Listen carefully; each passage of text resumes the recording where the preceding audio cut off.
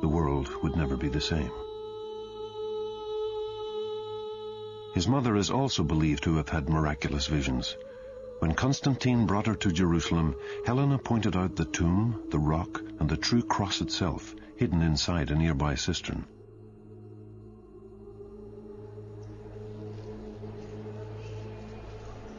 As the day begins, the faithful gather at the unction stone, where they believe Christ was washed and prepared for burial. This is what makes these places so special, knowing that it happened here. And of course, some people may say, how do you know it's exactly here or not 10 meters away? It doesn't matter. I know that it was here, okay? And even if it wasn't here, for me, it was here. Bishop Nikephoros is a Greek Orthodox clergyman. He has served in Jerusalem for 30 years. By seeing these places, touching them, we strengthen our faith. With our imagination, we can feel the emotions and the feelings of the people that came before us. And this, being able to imagine this, it's like hearing the stone speaking to you.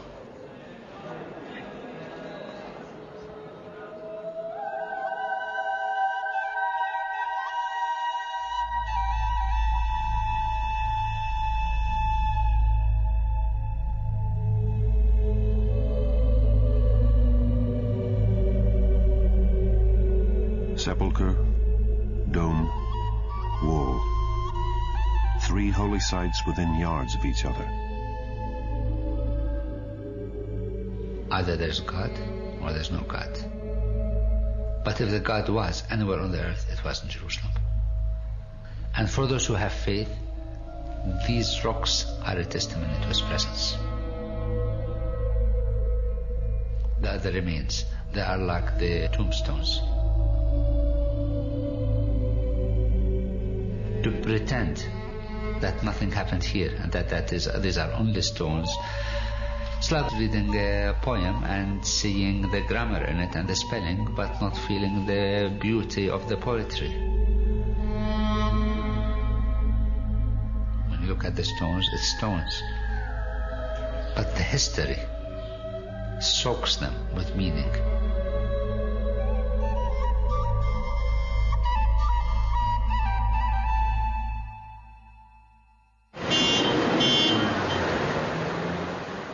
Jerusalem is also a real earthly city. Around its core sprawl shopping centres, modern suburbs and bypasses. But it is the ancient walled city at the very centre of Jerusalem that is its heart.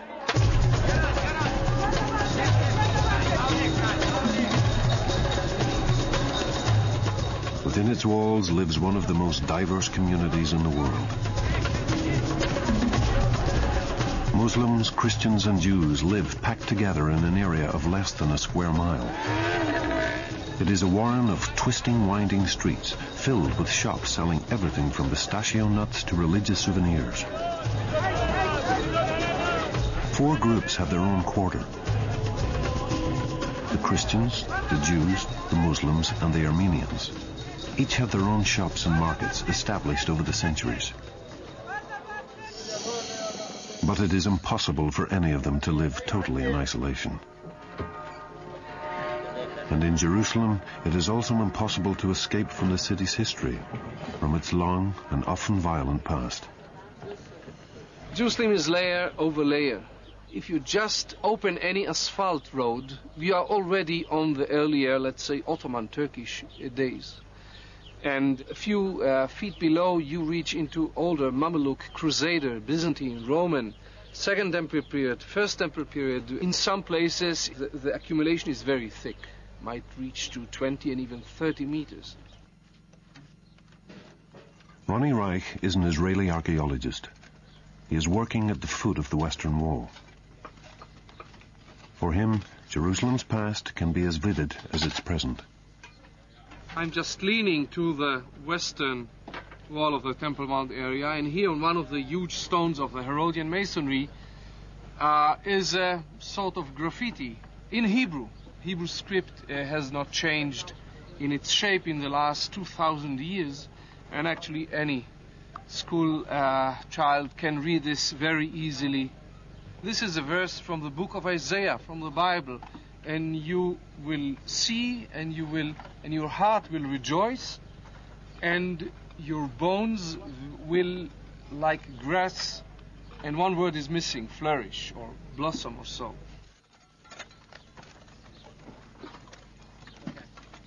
We know that below this pile of huge stones lies a street, a paved street.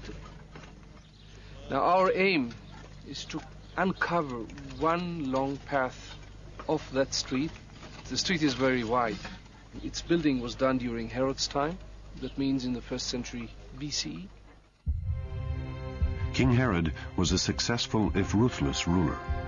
He killed one of his wives and several of his sons when he found they were plotting against him. But he made his capital, Jerusalem, into one of the greatest cities of the era.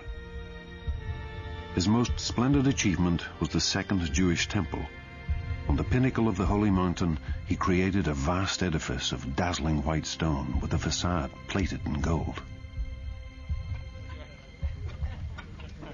I feel that I'm in a position a little bit different than other archaeologists working in other places in the world, for one reason.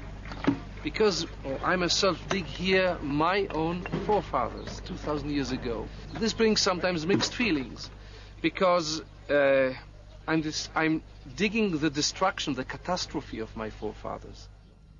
The stones that Ronnie Reich's team are lifting from this ancient road are the very stones from which Herod's temple was built. In the year 66, the Jews rebelled against Roman rule.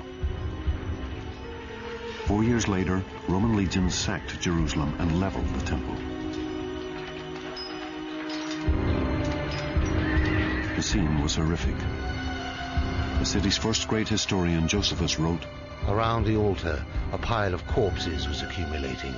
Down the steps of the sanctuary flowed a stream of blood, and the bodies of those killed above went sliding to the bottom. The victors slaughtered all who were caught. The slaughter made the whole city run with blood." Jerusalem was utterly destroyed, and less than 70 years later the Jews were banished from this their most holy city. It was a defining moment, one that shaped the identity of the Jewish people ever after. As they scattered across Europe and the Middle East in exile, they never allowed the memory of Jerusalem and its place at the center of their life to die. Jerusalem is at the core of Jewish prayer. When Jews pray, we face Jerusalem. We face Israel from outside of Israel, Jerusalem from inside Israel, the Temple Mount from inside Jerusalem. In our prayers, we talk constantly about rebuilding Jerusalem. As he digs, Ronnie Reich is still uncovering remnants of the Jewish people's great loss. You see, it's a very small bottle, and this was simply trapped here in between the stones when they collapsed here during the Roman destruction. This is 1925 years ago.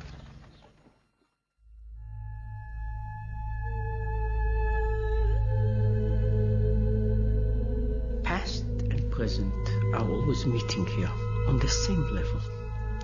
Heaven and earth are meeting here on the same level. You cannot here look at the past as something that is buried, and you cannot look at heaven as something that is somewhere above you. Directly above Ronnie's dig lies a set of steps. Less than 40 years before the destruction of Jerusalem, a figure had walked up these steps towards the Temple Mount. He had come as a pilgrim to celebrate the Jewish feast of Passover. His name was Yeshua, or Jesus.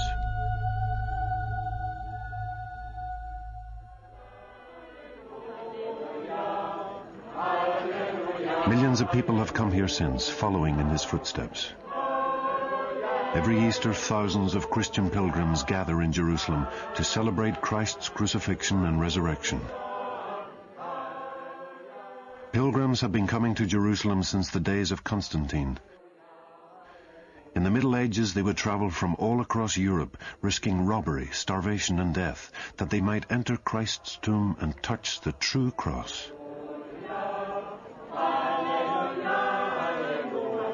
On Palm Sunday, the faithful gather to commemorate Christ's entry into Jerusalem. It is the beginning of the holiest week in the Christian calendar. They have been through their church services, through their reading of the Bible, through the preacher's homilies, etc. And now all those things will now come alive for them in a very, very emotional and spiritual manner. I mean, you're right there, sitting, praying, meditating in the very spot where those great events took place.